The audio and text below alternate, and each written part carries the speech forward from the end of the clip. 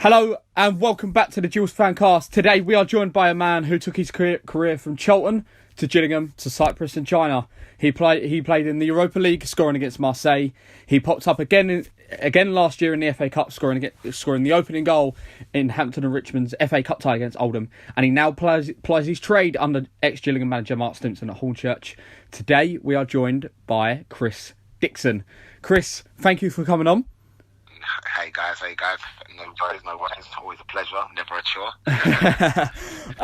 Chris, that intro is quite an intro, isn't it? It's literally. I was a bit overwhelmed. I can't lie. I was thinking, wow, that's been a journey. It has been a journey. Let's go right back to the start then. It all started in 2004 at Erith and Belvedere.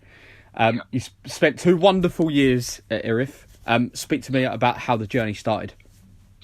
So I was obviously just a young kid at the time, and I remember there was one of my good friends, actually, a guy called Lee Sugden. He was at a team called Greenmead, but they were turned into Erith and Belvedere, and literally the manager was Wayne Baldacchino at the time, and he obviously took me down. I was obviously in the youth team at Erith and Belvedere, and within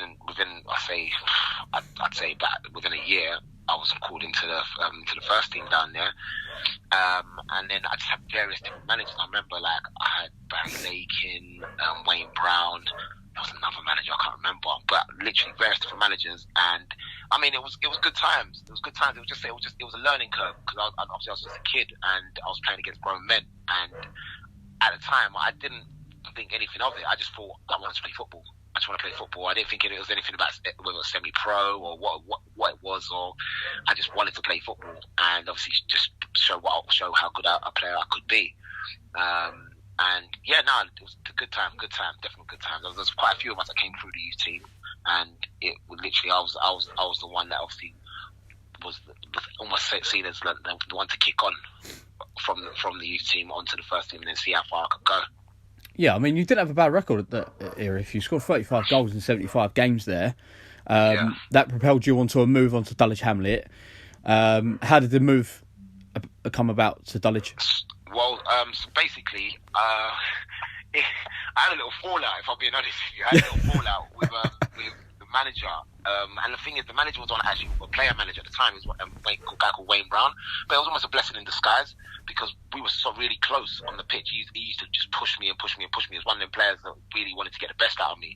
At the time, as a young kid, I'm thinking, he's just picking on me. Why does this guy keep picking on me? But looking back on it, I understand he was just trying to push me to the best of my ability. But we had a little fallout, and I heard Wayne Burnett was obviously interested in taking me at Dulwich, who were in a league higher. So I was all for it. So I went on loan initially for I think 6 games, and I scored 6 in 6. And then literally the next season he said, "Look, I want to bring you back down here." And at the time, I started getting wind of people that were other teams that were interested at the time. So I was trying to look around and see where I was going to go. But this is one thing that's followed my whole career: go where you're loved. And because of literally how they treated me down at Dulwich, it just made sense to go back. And so I literally ended up at Dulwich, but I wasn't there for long. No, I mean, you scored 26 goals in 34 games. That obviously made Charlton's ears prick up a little bit because that the Football League come calling for you. The South East London club come calling. How did that? What was it like getting the call? Well, the story goes, I was on a coach coming back home with Dulwich playing against Godalming in town, I think it was, and we just won 2-0, but I didn't score. And the manager pulls me to the front of the coach, and he kept on saying to me over the previous weeks, "You never know who's watching. You never know who's watching." And again, I didn't think anything of it. I was just enjoying my football. I just enjoyed scoring goals more than anything. But he kept on saying to me, "You never know who's watching." Then he pulls me to the front of the coach, and he says, Hastings United want to take you on. And I said, huh? Yeah, they said they put in a bid for, I think he said something like £250, something like that, or £500 or something silly like that. And they said, "We're going to accept it." I said, "What? What do you mean?" I said, "I'm not going." And he was like, "No, we want to accept it." I said, "Gaffer, I'm sorry, I'm not going." He goes, "Oh, well, luckily, I'm lying because obviously Charlton Athletic coming for you." So I'm like, what? Now you're definitely lying because Charlton are playing in the Premier League. That can't be that can't be the case. And he was like, yeah, you're going on trial on Monday. And I'm like, whoa. So at that point, I think at that point I realised this is actually serious. Like I could actually make a profession out of this.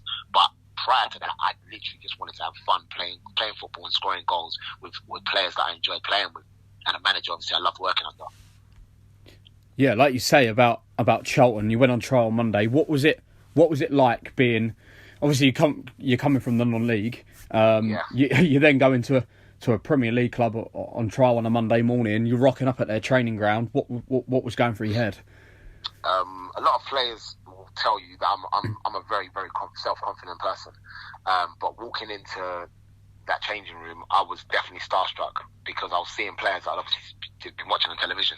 I've got Dennis Rommedahl, Jimmy Floyd Hasselbank, Marcus Ben, Jerome Thomas, just like sitting next to me. And to be honest with you, they were very, very welcoming, every single one of them. And they just said, good luck, enjoy yourself. But again, I'm thinking to myself, this almost, it was a bit surreal because especially Jimmy Floyd Hasselbank more than anything, because he's one of the strikers I really looked up to and watched his career. So I think I just couldn't believe I was obviously sitting next to him. But again, it was just a case of get your head down and again, just go and have fun. So I remember we played Fulham during the week, and we had a really strong team out. I think we had Zeng Zia, Kevin Lisby was in the team. There was quite a few strong players. Miles Weston was in there, and we obviously thought we had a good chance of winning the reserve game. So we ended up playing Fulham reserves, and within I think first 15 minutes, I'd scored 2, and the rest was history. I bet you were thinking, "Oh, this is an easy life." Do you know what? I didn't. I just didn't think anything of it. I just thought every time I got on the pitch, I just wanted to score. Yeah. I just literally wanted to score. I didn't think anything else. I said, as long as I score, I've done half my job. So I remember, after the game, Wayne actually came to watch the game. My manager, Wayne Burnett, at the time, and he pulled me and said, "I've never seen you make that many runs. You don't make that many runs for me." And I was like, again, do you know what? When you're playing with players that obviously play at a high level, they see things quicker. So I might have been making runs, and I would probably just make the run just for the fun of it, just try to drag players away. But they were obviously seeing my run and putting me in time and time again. Yeah. And it was just like, whoa, this is amazing. I'm just getting service after service after service. Yeah.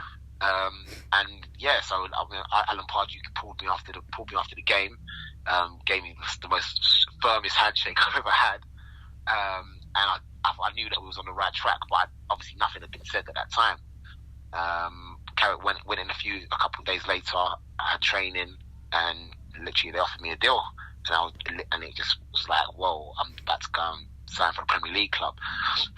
Obviously there was a few stipulations in there that obviously because I'd signed in March, I couldn't obviously play in the Premier League itself. Yeah. Because I'd signed outside the transfer window, which was really frustrating because I'd heard that they actually said to me obviously they were going to come in for me in January, but I'd actually broken a metatarsal in my foot at the time, so I was out for January. And then by the time I came back, obviously they're still looking over me, reviewing me, and then obviously they made the jump in March.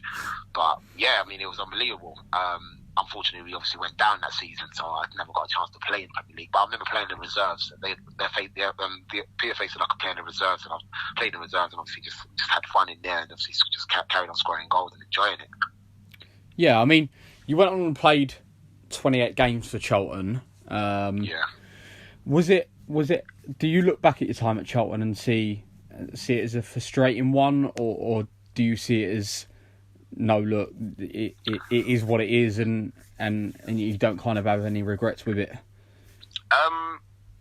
Frustrating in the sense of the circumstances that took place when I left Gills.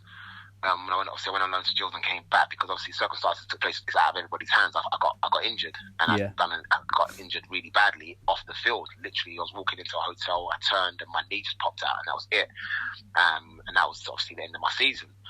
So that was frustrating. But I think that was just the whole learning curve was unbelievable, and the transition of obviously being around, working a 9 to 5, and then playing part time to now doing this as my livelihood every single day was an amazing experience. And I've got so many fond memories and I made so many friends from the experience. So that isn't frustrating. Obviously, like I said, the injury was probably the most frustrating time. Yeah, I mean, you speak about the big names there. Jimmy Floyd Hasselbank and things like that. I mean, what was it like working with him day in, day out? I mean, I think it was 4 strikers ahead of me that were unreal. So Jimmy Floyd Hasselbank, Marcus Bent, Darren Bent, and there was someone else. I can't even remember. Wow, there was someone else. I can't remember. But over the years, there was obviously a few more that came in. But literally, the standard of their finishing was unbelievable. Especially Jimmy Floyd Hasselbank. We used to do like a finishing exercise where Mark Kinsella and Mark Robson would be on at each side of the goal, and we'd be standing the D on the edge of the box, and they ping it into us. We got 2 touch in the box, and they would just absolutely control it and wrap it into the bottom corner every time. Hasselbank was unbelievable. I used to watch and think, how the hell is this guy doing that with power?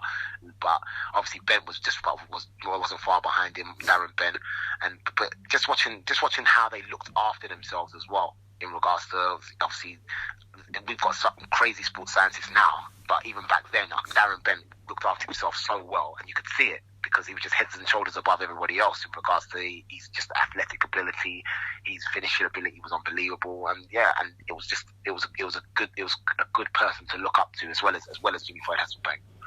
I know it obviously didn't work out for you, Chris, at Charlton, but do you see those type of experiences and the people that you work with at Charlton?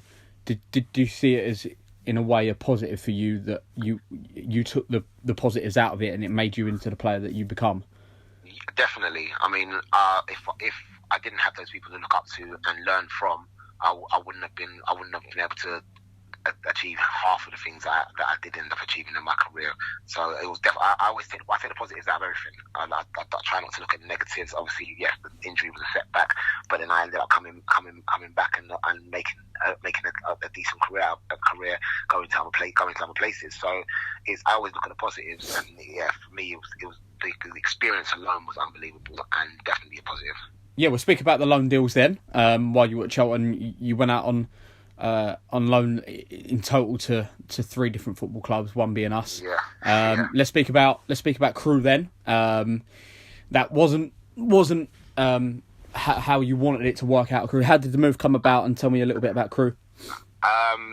So I ended up going to Crewe off the back of my choice, and it was a bad choice. The manager pulled me in, and until I had 3 options: Crewe, Gillingham or Millwall, and I personally chose Crewe. Oh no! I mean, I wanted to get away. I just wanted to get away from London, and I wanted to have a different experience, and obviously be based somewhere else, and just see what their setup was like as well. Obviously, Dario Gradi was also a massive pull for me as well. So I literally just thought, let me go and see what it's about. But when I ended up getting up there, it was obviously you suddenly realise the difference between a Premier League club and a League One club at the time, I think. In regards to just the setup, the facilities, the food, all the things that you need to do, you're almost mollycoddled at Premier League level, or even at Championship level. But then when you go to League One, you're still mollycoddled to a degree, but you need to be a little bit more independent as well. And me being so far away from home as well, I didn't take to it well at all. I didn't settle in well. But again, the people out there tried their best, obviously, just help me out.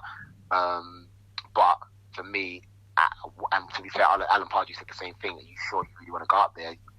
Would you not want to be closer to home? And he obviously knew that me being away from home might not be a good thing, and it definitely wasn't. Yeah, I mean, one of the clubs that you mentioned there was Gillingham. Of course, we come calling for you in after your loan deal at Crewe was they decided not to renew the loan. How did the Gills move come about?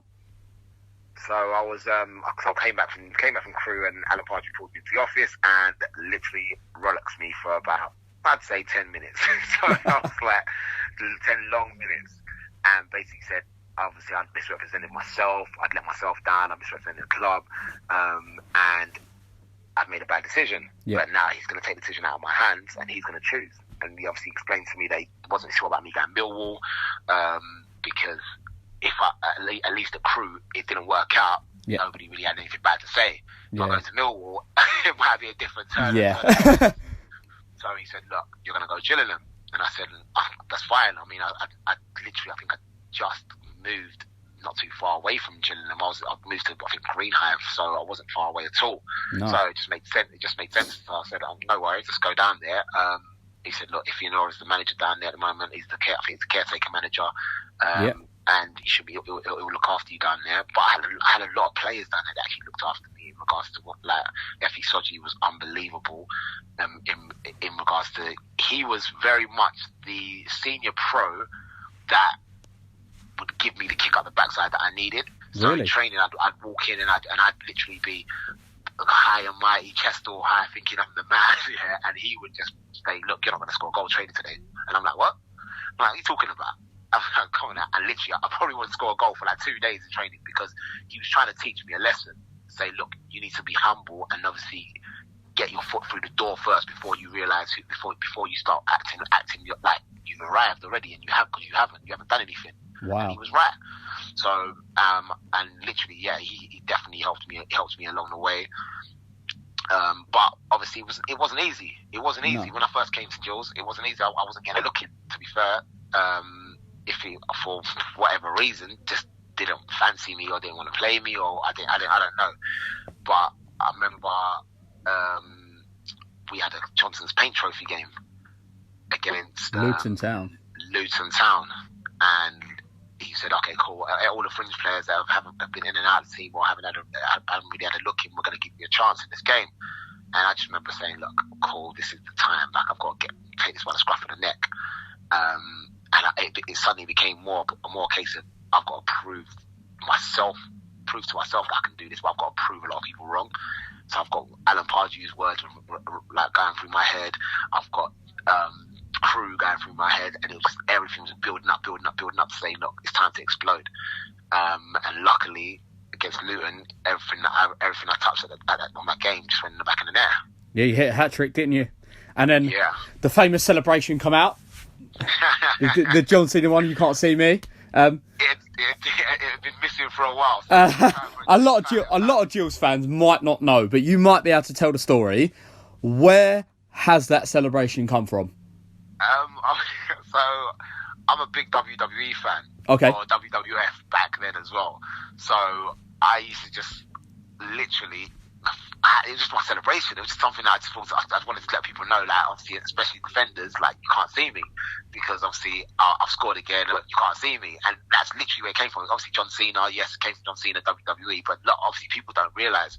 But it was just a little thing for me that I just wanted to keep on doing to remind people, listen, I'm here, but you can't see me, and that was it. Of course, that during that loan deal, I'm pretty sure I'm right. You hit 11 goals in 14 games. Yeah. It was some loan spell down at Priestfield, wasn't it? Unbelievable loan spell. I mean, I think literally, as soon as the first one went in, it was just another one, and I built up a really good strike partnership with Delroy Facey because I obviously hadn't played with him before in training. Even in training, I think a lot of the time I was in opposing teams, so. Literally, the link up was. I saw, obviously, watching from the bench. I could see that obviously he was a beast in the air, and if I could get onto anything that he flicked on, more than likely at 1-on-1, I'd back myself against most defenders in League One. So it was just a case of get close to him, get onto his flicks, and then go and do what you got to do. And it just hit the ground running. It was every week. It was just another one. I was thinking to myself, I didn't believe in myself. It got to the point where I was obviously inviting my parents. I've never used to invite my parents to any of my games. Wow. Because I was so confident that I was going to score.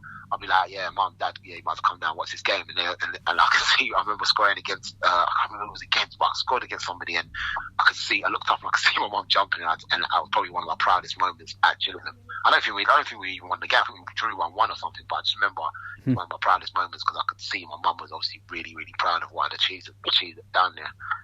Yeah, let's speak about the two games that of course, we spoke just before going on air. We spoke about the two kind of standout moments within your Gillingham career was firstly the Crew game. I mean, still to the day, I think it's one of the best goals that I've ever seen supporting Gillingham. Talk about the build up to the game, because obviously there was obviously that Crew background, and then obviously you went and performed and scored that goal. Talk about the whole kind of day in the game. Yeah, I mean, I had a point to prove from the jump. I mean, obviously when I signed for Gills, I knew that I was still in the same league as Crew, and when I looked at the fixture list, I could see that we obviously had Crew away, but at the same time we had a terrible run of away games where we just couldn't buy an away win. But I just had that embedded in my mind that, listen, that game is going to be, I've got a point to prove in that game, because I've got to silence a few critics that were probably looking at me thinking, he wasn't anything up here. I remember, like, in the first 5 minutes I did a Robana and it didn't come off, and literally the defender was like, "Don't ever try and do that around us. You can't make it here. You ain't gonna make it. You ain't gonna do that on my pitch." And that was the fire. That was something that just ignited me. I needed that little extra kick, and then from that moment onwards, I just chased everything. I literally just wanted to get onto everything. And obviously the moment of well, I won a penalty as well, and then scored it. And then obviously that moment where I literally turned, and all I thought was, I'm just gonna hit this. I'm not even gonna think twice. And I didn't expect it to go where it went, if I'm honest. But when it went in, I literally ran straight to the fans. Just like, yes. And I was buzzing more than anything that we got the away win as well, because it was just something that was grating on the players as well, that we couldn't win away. So once we realised we could, then obviously it was just time to kick on from there. Yeah, we'll speak about the fans, Chris. Certainly when I was supporting Gills and you were there, you had a real rapport with the fans, and certainly the fans loved you and the way you played. Did you feel that energy from the Gills supporters? Massively, definitely. I mean, I always say to people, I'm a footballer by trade, but I'm an entertainer at heart, and I always felt like people are paying to come and watch us perform, and they want to see their team win. But you got to put on a show as well, and I just enjoyed putting on a show for the fans. I mean, at the end of the day, football is entertainment as well. It's a business, it's a job for us, but it's entertainment for the fans, and it's even better entertainment when you're winning. So I just wanted to put on a show, but literally the genuine connection that I had with them was just unbelievable. And I mean, goals obviously help that, of course. But with how they responded to me. I mean, when I used to come out after games and we walk into my car and I see the little kids are coming up to me and just saying, "Oh, Dickson." I'm thinking I'm just a little guy that lives in Bluesburg. I originally lived in Plumstead. So I'm like, it was strange to me, but again, you start to build up that reputation and obviously a rapport with people, and you leave them with a good feeling, and that's what it's all about, having positive energy passed on. If you can help to do that, make the world a better place, you know. Yeah. So you obviously you played a total of 14 times in that loan spell. You then went on to Bristol Rovers. How comes you didn't play more games at Gills, and how did the move then come about to Bristol Rovers? So initially, obviously the first spell with Gills, I got called back by Charlton, and then I scored in the FA Cup for Charlton. And then not too long after that, I remember I was actually there was whispers going around that I was going to start.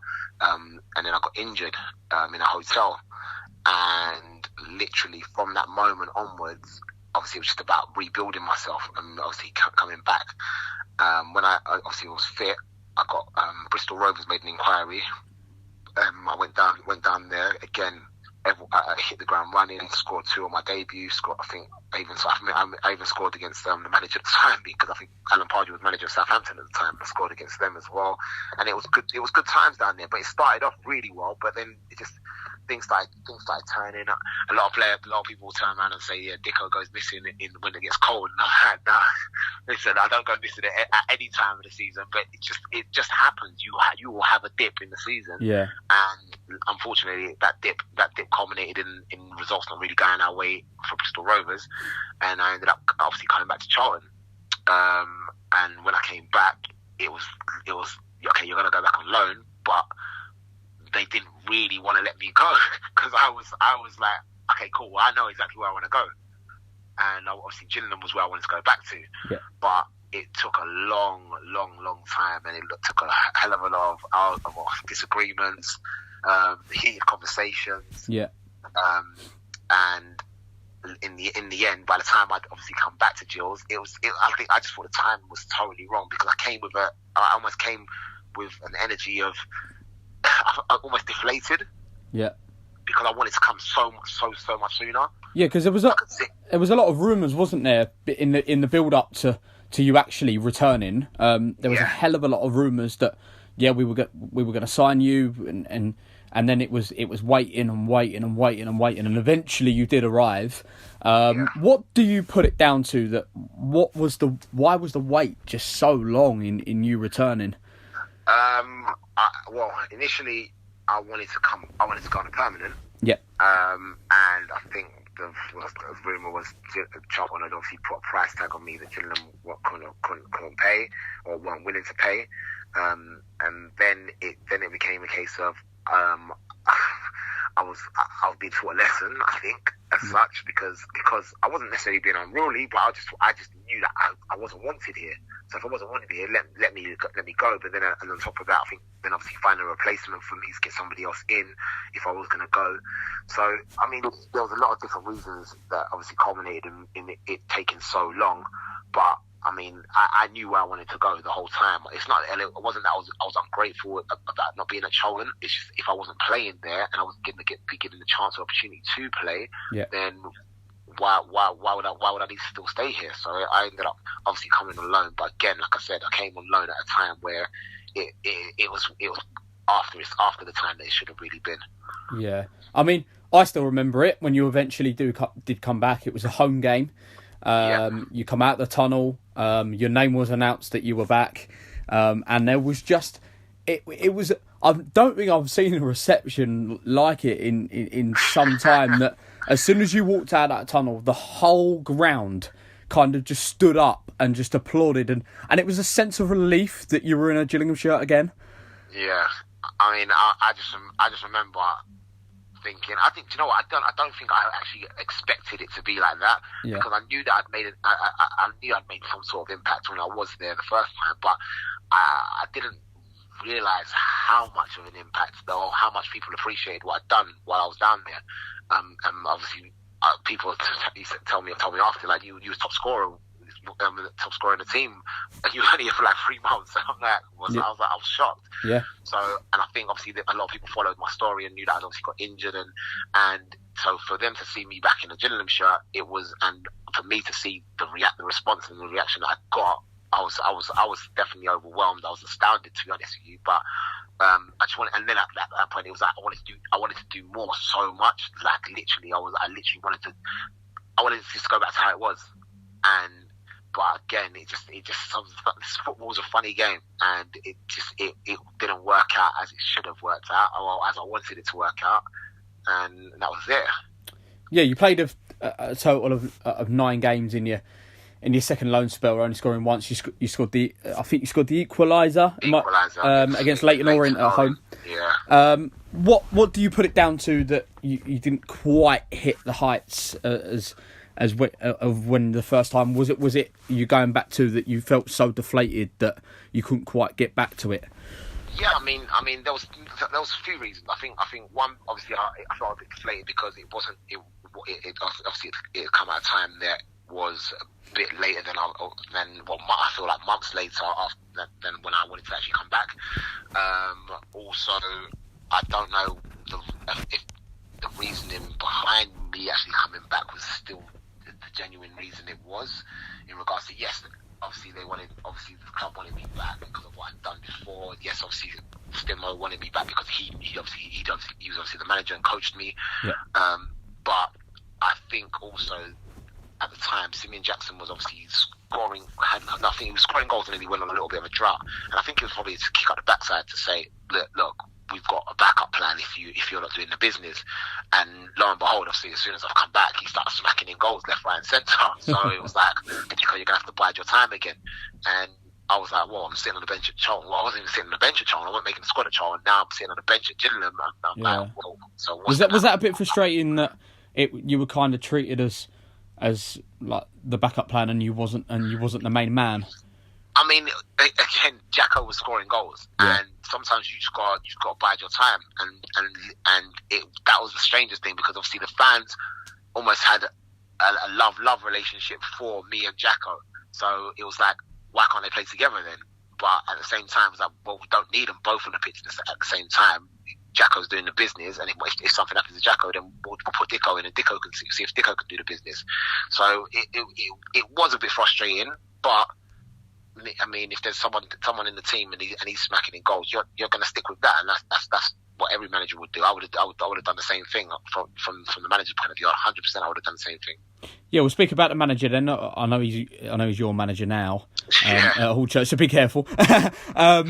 But for me, I think Stimo gets some unfair criticism from his time at Gills. I know. Unfortunately, the club got relegated, but he did get the promotion at Wembley in 2009. Yeah. What was he like to work with at Gills?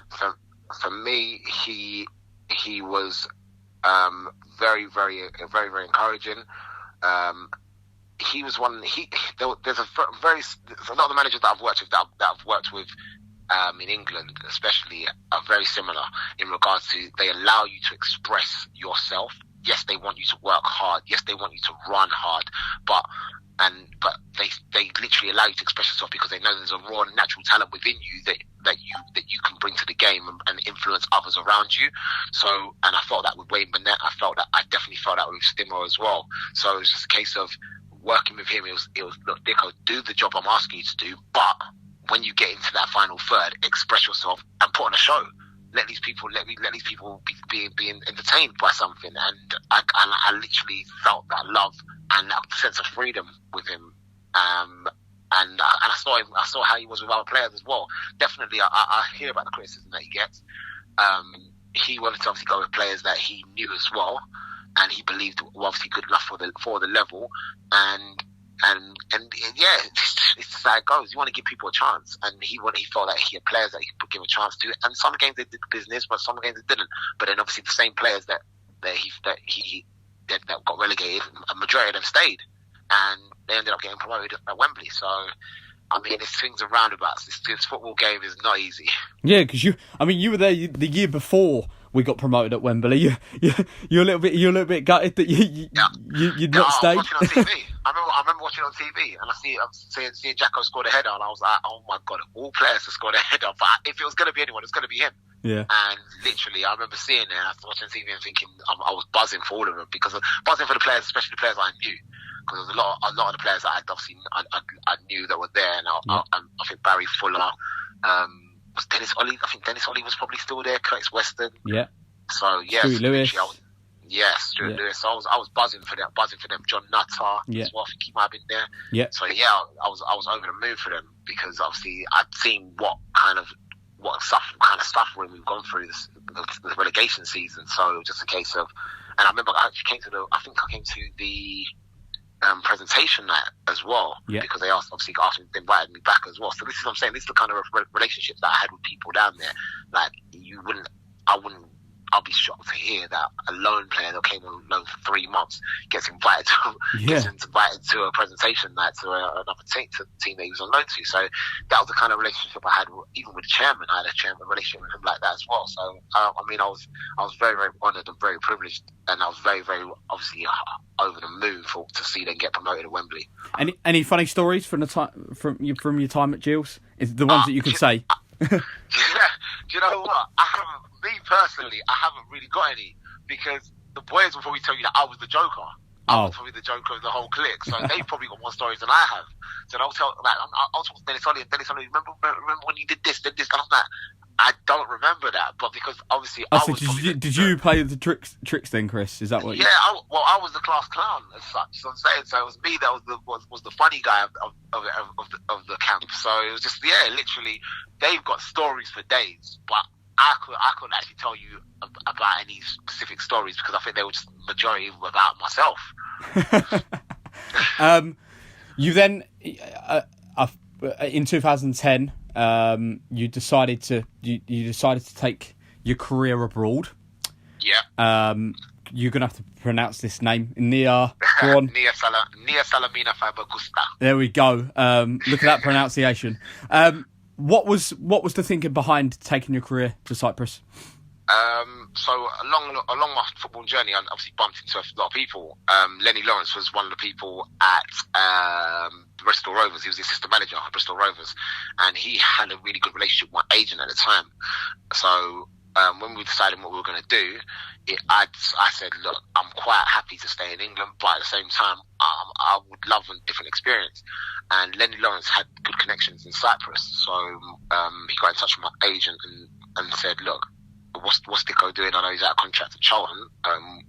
Would he be interested in going abroad? At the time, I didn't know anything about Cyprus. I wasn't really aware of it. But I flew out. They flew me out there initially, and I got up to speed of what the team was about. But I remember getting on the plane, and I think Mark Robbins from Shrewsbury Town at the time called me, and I was like, I'd like to fly to Cyprus. He's like, no, okay, well, if you don't sign anything when you're over there, when you get back, I really want to have a chat with you and sit down with you. But I think once I got out to Cyprus, my mind was made up. Really? Yeah. What was it about Cyprus that made your mind? I'd probably say in UK, in UK, you as a footballer, you're looked upon in a certain way, and that can tend to boost your ego and take your focus away from what you need to be doing and things that are going around you in life as well. And I felt like I was probably straying away from why I was in the game, as opposed to, and more getting sucked into the lifestyle. And when I went to Cyprus, everything is just humbling, and people know why you're there, but they don't treat you any different to anything. Like, they don't look at you and think, oh my God, that's Chris Dickson from so and so and so. And so therefore your ego doesn't get boosted. You don't really, you just humble yourself. And I just felt like it was such a humbling experience. The weather was a massive factor, if I'm honest. Yeah. But knowing that 9 to 10 months of the year it's going to be hot was unbelievable. I remember just waking up in the morning thinking, I've got to go train in this, but then after training thinking, oh my God, I can go chill, go by the beach, relax myself. And yeah, so that was a big plus. And the people, if I'm honest, the people, they just they were very welcoming. Very, very welcoming. Obviously, they had an expectation of me. I was obviously signed as a marquee signing as such, because I think the team had just got relegated and they need to get back up in one season. So it was a case of, you've got to hit the ground running. But I actually didn't hit the ground running. I didn't score in the first 5 games. And it was like, who's this player you brought, X, Y, and Z? Whispers started going around. And then once I finally did score, I didn't stop. And I remember just scoring it week in, week out. And then we ended up getting promoted. Yeah, you scored 22 goals in 44 games there. Yeah. You spent 2.5 years. In Cyprus. Yeah, which then propelled your move to AEL Limassol. Yeah. How did that move come about?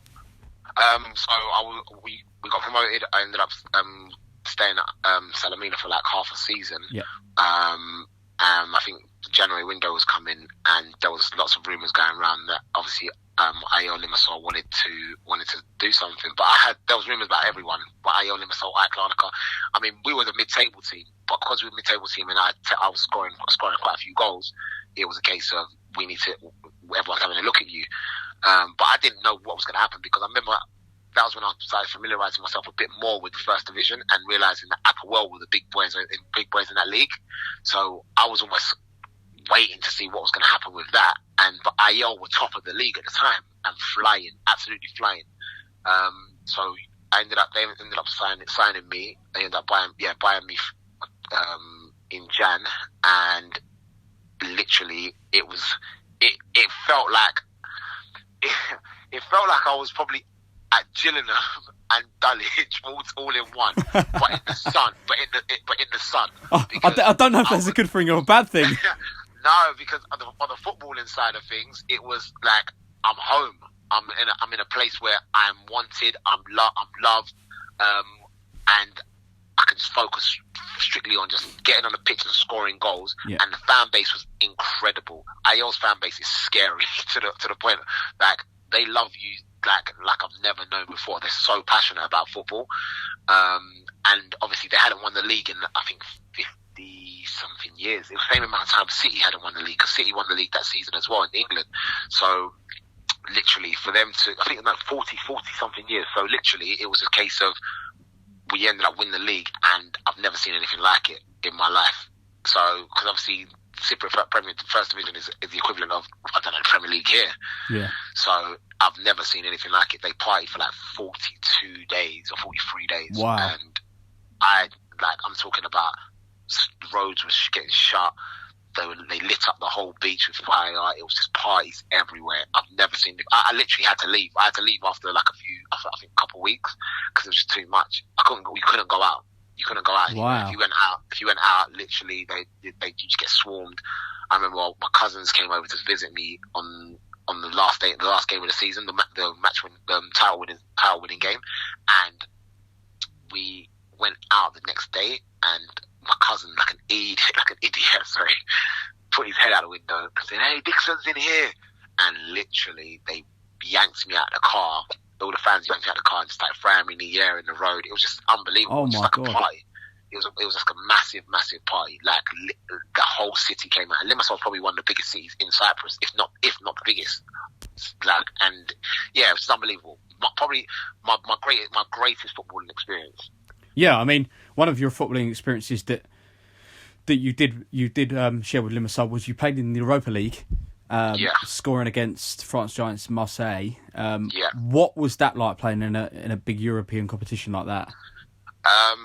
Well, initially we obviously, by winning the league, we obviously had Champions League qualifiers first. Okay, yeah, So we had those first, and we ended up travelling like loads of places, because that's the one thing about football is obviously when you play abroad and you're successful, you end up travelling to so many different places.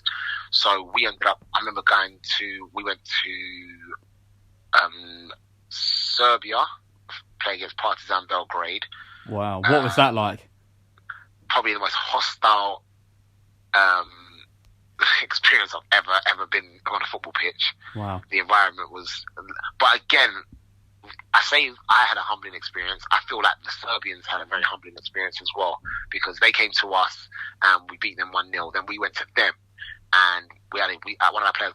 I remember the first things first. I remember coming out the changing room, coming out the tunnel for a warm up, and we had about 10,000 people just giving us monkey chants, because our AO team was very, very, very consistent of African origin players.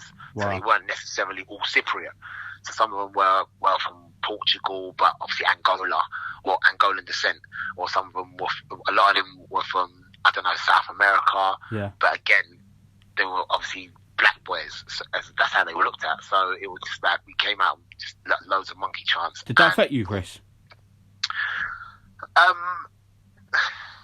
Me personally, no. I think some of the players, definitely. I remember one player really took offence to it. One of my centre-backs really took offence to it. And he was adamant. He had a monster of a game, because he was adamant he wasn't losing this game because of that. Because I remember him saying when we were back in, he was like, we do not let go of this. We don't let go of this. But again, the manager was massively influential as well, in regards to it. I wouldn't say he was the best tactician, but he was spot on when it came to motivation, like literally. But yeah, it was hostile, crazy hostile. We had a man sent off after like 10 minutes as well, so we played with 10 men for the majority of the game, and we ended up still winning 1-0. So we won 2-0 on aggregate, and we went on to play against Linfield, I believe. Yep. So, and obviously I played there in Northern Ireland. So initially they came to us, but the time that they came to us, no, do you know what? I think it was Linfield first before Partizan. But yeah, Linfield. We played Linfield, and the time they came to us at peak times in Cyprus. It's times that nobody plays football in regards to the weather because it's so hot. So they came in July, and I remember at half time them taking off their tops and actually just wringing them out, and like because it was full of sweat. And I was saying, how do you play in this? And obviously I'm the only probably British-based boy in the team, so they're obviously communicating with me. And I'm saying, we don't even play at this time of the year. So I don't think they could cope with the weather well at all. The temperature was too much, and we ended up beating them 3-0. But then on the flip side, we ended up going second leg to the Northern Islands, and I'm cushy, I'm fine. I'm like, this is me. Like, home's around the corner from me. But Cypriot boys got gloves on. I'm like, this ain't cold. Like, this is not cold at all. So they were like, nah, it's freezing. They were like gloves, trying to wear snoods and stuff. And I was thinking, oh my gosh, it's not that cold. But we ended up drawing 0-0, and we went through. And then we played Partizan. So the wins Partizan. Up from there, we played against Anderlecht. So we had Anderlecht in the final qualifier. So if we won that, we go through to the group stage. Wow. And I remember I was dropped from the team, and I was absolutely fuming that I was dropped. But there was obviously nothing we could do about it. I remember I was just disappointed more than anything because I felt like I'd done a lot for the team. What were the reasons? Just tactically. It was tactically. It was all tactical. It wasn't nothing personal. It was just a case of we need to play a certain formation to make sure to nullify them and have something to hold on to go back to Belgium with. And we won. It worked. We ended up winning 2-1. So we went to Belgium with 2-1 aggregate scoreline. And we were literally 8 minutes away from getting a 0-0 draw and going through Champions League qualifiers. Champions League group stage, sorry. But they obviously, I think Umbakani ended up scoring 2 goals, and that was it. Literally, it was just. I remember we were devastated. And obviously, the Europa League is a good fallback, but it's not the Champions League, is it? Was it not the same? It wasn't the same at the time. I don't think the Europa League was as respected as it is now. Okay. So I mean, we have big players and big names in our group. We had Fenerbahce, Marseille, and obviously Borussia Mönchengladbach. Wow. And they had players that people recognise now. Like for instance, Granit Xhaka played for Mönchengladbach. Dirk Kuyt played for Fenerbahce. Wow. Loic Remy was at Marseille. So obviously those players, recognised players that have obviously gone on to play, played in the Premier League or gone on to play in the Premier League. So it was a good experience. Yeah. But it just didn't feel the same. Like I think a lot of us were very, very deflated because we were so close to getting to the group stage. And of course we saw our group stage opponents that would have been, and I think AC Milan were in there, and it's just like, San Siro. Imagine that. This is what so it was very, very deflating. Yeah, so in 2013, you decided to stay abroad, but you moved to a different country. You went to Shanghai, in China. How did that move come about, and why China? So once we got knocked out of the Europa League IEL, we changed managers. Which halfway through the Europa League group stage games, we changed managers, and we ended up getting George Costa. And I thought me and him were going to have a really good relationship because he was actually at Charlton as a player, but he wasn't I came after him, but so obviously he knew a little bit about me. I knew a lot about him, but for some reason it just didn't work out. He obviously had different plans. Decided obviously he was going to move me on. And another agent came out of nowhere and said, "How would you feel about going to China?" At the time, I was like, "China, like who plays football over there?" Like it didn't appeal to me. But there wasn't really much other options. So they said, my agent at the time just said, look, go and have a look, see what's about. They were on a pre-season tour at the time, so they were in Spain. So I flew to Spain, and I met up with the team. Obviously, there was a translator there, so it was pretty easy. But there was quite a few foreign players in the team as well, so that made it a lot easier. And I had 2 trial games. I scored 3 goals in 2 games, and they offered me a deal. They offered me a deal that obviously I'd never seen in my life. And I was thinking to myself, I couldn't believe it. I called my agent. I said, "Are you sure about this?" Because it was financially the most gratifying contract I'd ever signed. But I didn't realise. I still didn't know much about China. I knew Drogba had gone over there, Nelka was over there, Tim Cahill had gone over there, but I just didn't know anything. Didn't know much about it. But the team was obviously just coming up from the 2nd division. They just got into the Chinese Super League, so they were new as well. But they were all young. Everyone in my team was like, they all played with each other since they were like 12, 13, 14. So they all knew each other's game. And I was thinking, these guys are quick, like they're sharp. I was so shocked more than anything because I thought China got footballers like this. But unfortunately, it just I went on pre-season tour. We went to Hong Kong, and I remember them bigging up my name and comparing me to Drogba, because obviously we was in the rival team to Drogba, and I used to say to them, please don't do that, because I'm not nowhere near that level. Like he's a Chelsea legend, and I've played at a level where, yes, I've played at a certain level in Europe, but not in England, where obviously everyone watches the Premier League, everyone watches English football. Then I'm like, the comparisons are nowhere near. Don't do it. But I feel like because of that, when we end up playing our first league game, I feel like I was targeted. Yeah. Because obviously they've hyped me a lot. And a guy came, the defender, I couldn't tell you who he was at all, but just came through my ankle and absolutely smashed my ankle to pieces. And that was the first game of the season, and literally I couldn't see a way back. Obviously the club were trying their hardest, but also they believed, to get me back. I just felt like I wasn't getting the right treatment. I felt like they were a bit naive in regards to how serious the injury was, and how they were going to obviously treat the injury.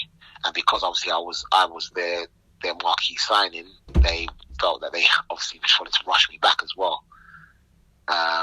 And yeah, it just didn't work out. Obviously, since then, the club have gone on to do massive things. They've ended up winning the Chinese Super League.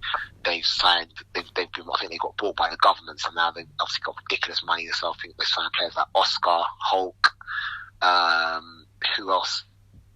Someone else who signed. They signed some Asamoah Chan. He went there after me. So they ended up signing some massive players. But for me, again, timing of it. Maybe a year on, and you never know, things change. Or if the tackle didn't happen, then obviously I probably would have ended up staying there for a lot longer, and I would have enjoyed it, because the experience itself was crazy. Yeah. Incredible.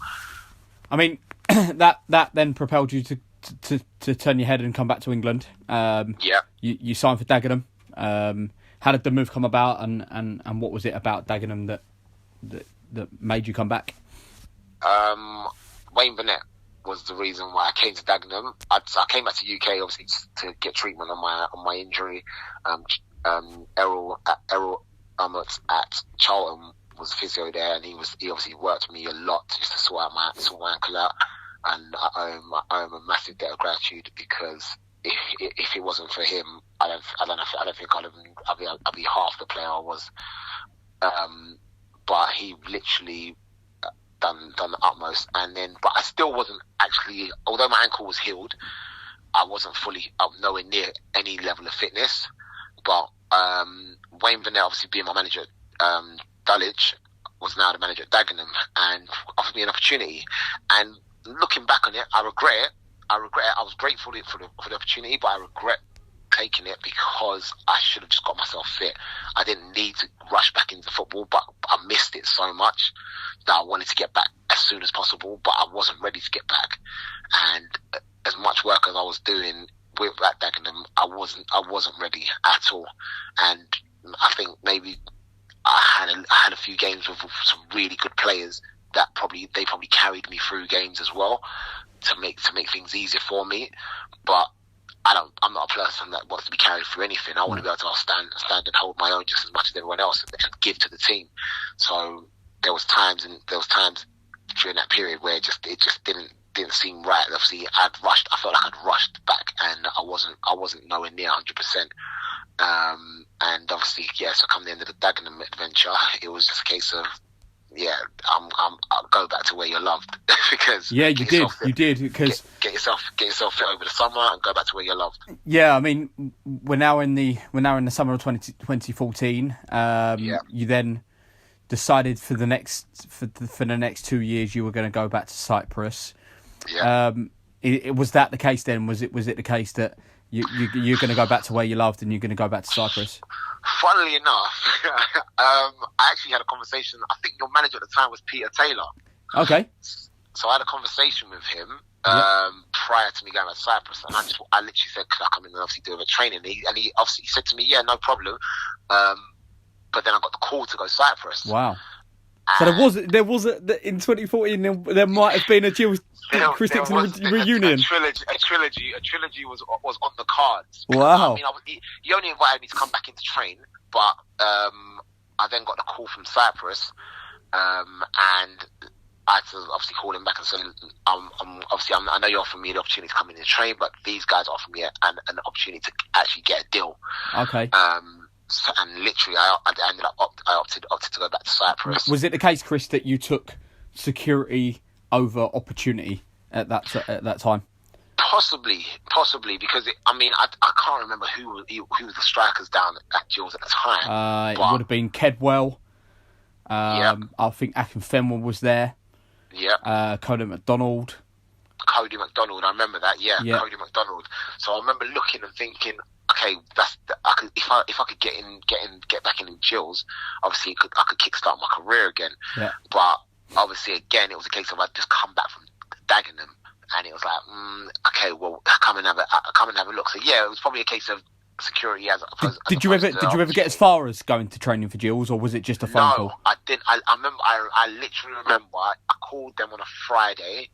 I called them during the week. They said come in on a Friday, and then then I spoke to them on the Friday and I said, look, Dicko, we want you to come in on Monday because we're going to just work with the first 11 because we've got a big game at the weekend. And I was like, okay, no problem. And then over that weekend, I got a call from Cyprus to say, we want to come out here. We're going to offer you a deal. And I was like, whoa, makes sense. So I remember just speaking to Peter Taylor and saying, look, unfortunately, I've got an offer somewhere else. I appreciate it, and if it doesn't work out, I'll give you a call when I come back. But I never came back. Wow. Yeah. So, yeah. You took your career. That's an exclusive. That is an exclusive. You've revealed an exclusive on a podcast. I love that. Oh, that's brilliant. So you went back to Cyprus again. You're going to have to help me with Paphos. Is it? Paphos. Yeah, I've got that one right. There we go. Yeah. Tell me a little bit about Paphos. Paphos is a new team. They just formed that year, and they were a team of players that working class players. I'd say just working class players. A lot. We had a few foreign players who had that played in the final third, who are very very technical, played at a high level. I think João Moutinho's cousin was one of them. Hugo Moutinho, he was unbelievable. He was my supply. He was literally my supply line. So, but he was unbelievable. But we had a lot of working class Cypriot players in our team, and then we had a good foreign goalkeeper and a foreign front four as such.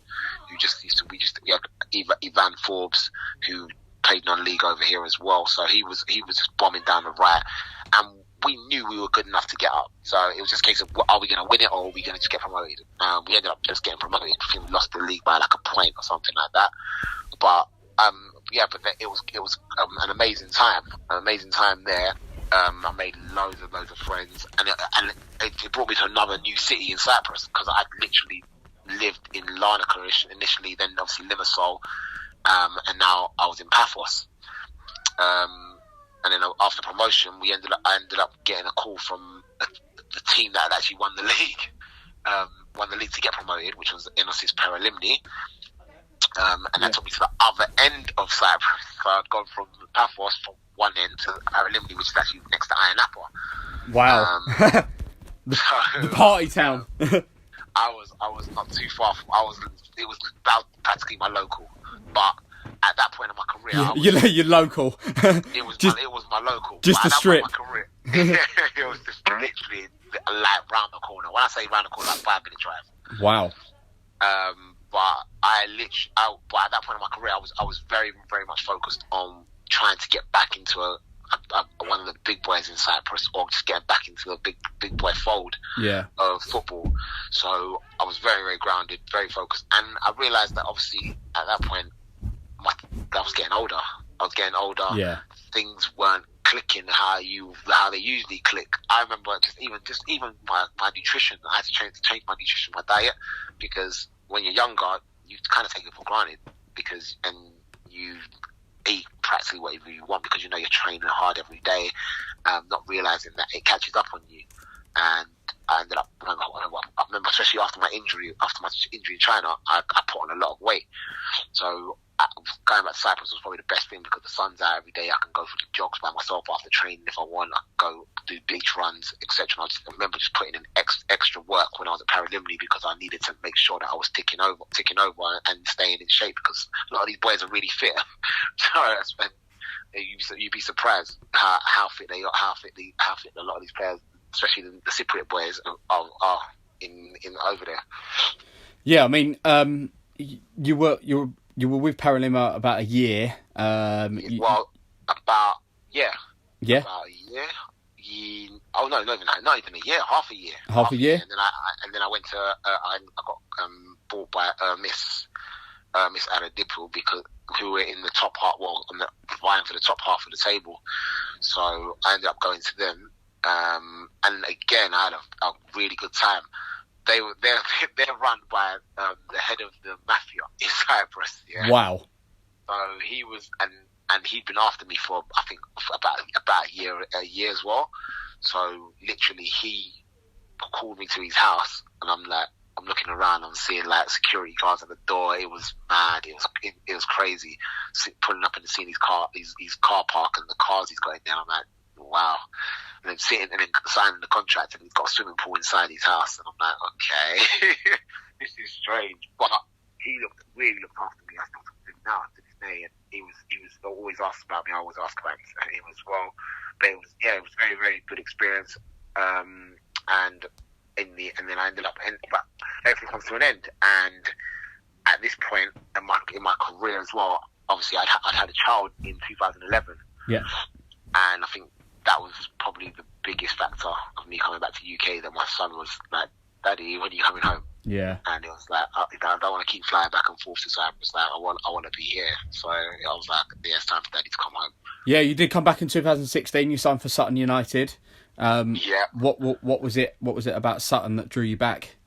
I had a mutual friend of my a friend of my agent's. He was he worked around the non-league circuit, but you know what? Funny enough, he was actually at Fisher when I was at Dulwich, so he had a part to play in me moving to Dulwich as well as moving to Charlton, I think. So he called me and obviously just said, "Look, I'm working in the non-league circuit. How about going down to Sutton?" And I just wanted to get back in the game. If I'm honest, I really wanted to get back in the pro game. That was my thing. But just there's a strange thing about UK football in regards to when you leave, it's very, very hard for you to get back. And I remember even the Sutton manager saying to me, I didn't know you still play football." Wow. Literally, because he hadn't heard from me for a while. So I remember I was thinking to myself, I went to Portsmouth and I got back and that didn't work out. And then literally I ended up going to Sutton, and it just didn't click. No. It didn't hit me that I was actually non-league football again. I just thought, and I felt like not that I felt like I was better than there, but I felt like I'd done a lot in my career for me to be here at, I think, 30, 31. Well, I mean, you then moved on to Chelmsford City in 2017. You played 57 games for them in total a year. You scored 22 goals. So you clearly then showed people you still were around and you could still do it. Yeah. So yeah, no, I mean, I think initially I went down there and I think I got 12 in the first. Was it 12 in the first season? But I think they count, because I think on the stats they count like a lot. They count all the league goals and stuff like that. And I'm like, hold on a second, I've scored a few more than now. So, but yeah, no, I ended up scoring quite a lot of goals down there. I was with Rod Stringer down there. He's a man's man. He doesn't play about. He tells you how it is, and that's what I like about him. I really like. He was brutally honest. He told me straight, if you don't hit the ground running, I'll throw you out the door. Simple as that. Yeah. And it was like, say no more. He's like, I know what you're about. I know what's happened to Sutton. Didn't work out. You had a lot of games down there, a lot of opportunities down there. And didn't do it. If you don't do it for me, bye. And I was like, say no more. Job. Like it's time to prove a point again. And yeah, I mean, down at Chelmsford was unbelievable. Made a lot of friends down there as well. I think Steve Pitts knew a lot about me. There was a guy called Steve Pitts down there, and he knew a lot about me from before when I was obviously Dulwich and obviously Gillingham as well. So he was one of the people that was obviously egging on buying for my corner, and yeah, it worked. It just worked down there. We had 2 really good seasons down there in regards to getting to the playoff semi-final, no, playoff final and playoff semi-final. Didn't end up getting promoted. Should have got promoted, but it's just how it goes. And then obviously I ended up moving on to Hampton. Yeah, you moved on to Hampton. You played 37 games. Hampton scoring 16 goals. I mean, one of your biggest goals was of course live on the telly. A penalty against Oldham to put Hampton and Richmond 1-0 up in the FA Cup tie. Was that the case that you were showing the nation you could still do it? It was. Do you know what? It was a case of showing the nation I could still do it. It was a case of showing a lot of people who doubt probably the players, senior players in the game, that we still have got it, and I'll stand by that. Because being a young player, I used to look at senior players and they were my heroes because obviously of the level I was playing at. So like I said, Jimmy Fred Hasselbank, like Andy Fay, Andy Reid, players that I've seen on the TV, same players that other people see on the TV. But when you're playing, when the roles are reversed and you are not seen in that same category, or you're not still playing at a level, players don't look at you as oh, that's my hero. No. Only a few players will know about you, and so it was a case of, you know what, I wanted to send a message against Oldham to say, look, I'm still here and I still can do bits, and to this day, I don't know why the manager took me off. I know why he took me off. I do know why he took me off, but I don't know why he took me off. In regards to, obviously, we were going to go through, and it was literally a case of 3 minutes and injury time, and he decided, obviously he took me off because he wanted me to get some sort of standing ovation, and obviously felt like I'd run my course, but I just felt like, you know, it's 8 minutes, I can do it. 8 minutes, I can do it, and and they're more worried about me than me being worried about them. And if we can hold this out for 8 more minutes, I won't say it was because I came off, that's why they scored. But that wasn't the case. But I think it was a factor because they pushed up like 10 yards.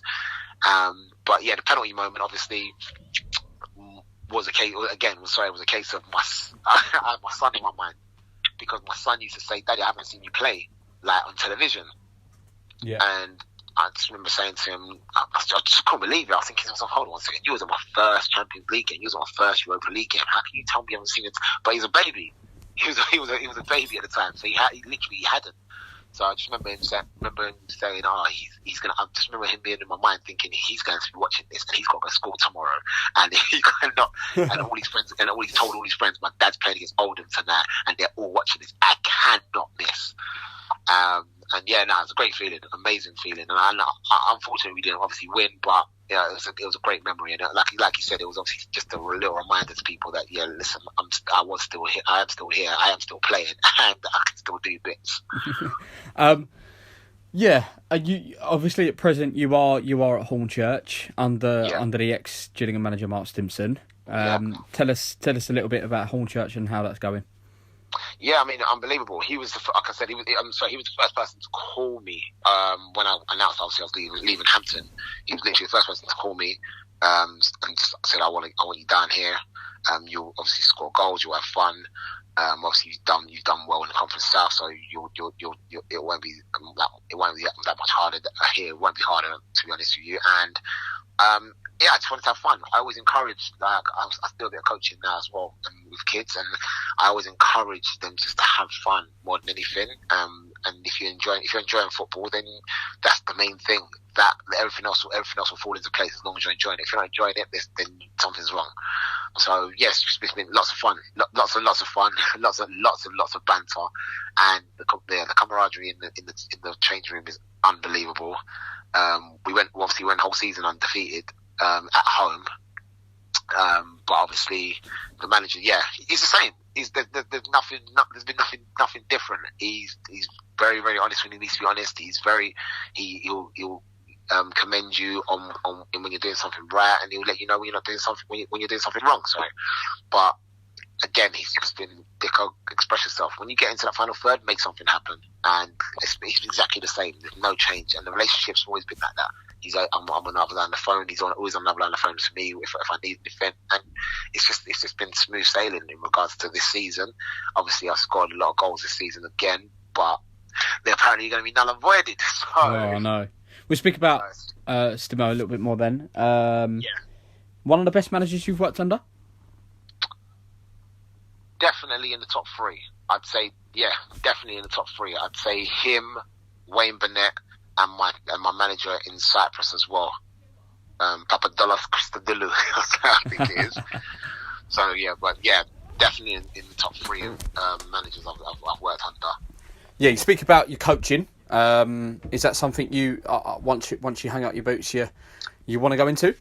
Yeah, I mean, so basically, I don't really want to go into management or anything like that, and I'd love to obviously coach at some sort of level. But for me, it's grassroots, and I've set up a company called CAD PT, where we focus on obviously personal training as well as personal football training as well. And literally it starts from 7-year-olds upwards. I've got different variation of clients. It's more case of being one-on-one football, one-on-one coaching, and obviously just letting kids enjoy themselves, but also know that once you get into that kind of environment, the footballing professional environment, these are the little things that you might need to take with you. And because the little things that I didn't know, because I was almost in the wilderness, these little things that they need to take with them. And obviously pushing people through and passing on as much knowledge and my experience that I can to young players who obviously want to go and live the dream, and hopefully they can do more than I've done. What a brilliant story from Chris Dickson. As you can hear for the last hour and a bit, what a career he's had. I'm sure Gills fans and other football fans listening will be. Some of the stories that you've told this afternoon I didn't even know about. But what a career, what a story. And I'm sure Gills fans will always welcome you back to Priestfield whenever you want to come back one day. But thanks, Chris. I really appreciate your time. Listen, I fully appreciate it, and I wish Gills obviously all the best going forward, and hopefully I'll pop down there at some point and come see you guys. Yeah, do you still check the results and have a look? I tend to now and again. Every player always looks at their old club's results. Yeah. So I tend to look at the results. Obviously, hopefully we get back to playing football sometime soon. Yeah. But obviously our season's been null and void, but hopefully, the league will obviously carry on with their season. But yeah, definitely, I tend to look down there and see what's going on. I think you've signed one of my good friends as well. He's a beast up front as well. What, John Akindi? John Akindi. Yeah. So. So definitely he'll be a great sign. It'll be a great signing for you guys. Yeah, what type of character? What type of character is John? Quiet giant. Yeah. Like literally, but like silent assassin. I'd say silent assassin. That's him. He's very, very quiet, very modest, very, very cool guy, very chilled. But on the pitch, an absolute monster and an absolute beast, and just loves scoring goals. Literally loves scoring goals, and that's it. He has fun with it. But he's literally, you meet him off the pitch and think, oh, this guy doesn't really talk. He's really quiet, but on the pitch, you know he's there. Every defender will know he's there because he's an absolute beast. And I think I saw him in Bluewater not too long ago. So we'll have a little chit chat. And yeah, definitely, he's buzzing to be at Gillingham, and obviously wants to score goals and push the boys up the league and keep on going. There we go. We've heard it from one of our ex-goal scorers about our current goal scorer. Yeah, Chris, appreciate your time, mate. Appreciate all the support that we've got on the Gills Fancast so far. Hopefully you're enjoying the new feature with all the ex-players coming on and talking about their stories. I mean, I for one, this has certainly been one of the most, if not the most interesting story we've had so far. And what a great career Chris has had. He's gone abroad. He's tested himself abroad, scored goals wherever he's gone. And what a nice guy he is as well. Appreciate the support for the Fancast. Keep liking, keep listening to us. Appreciate it.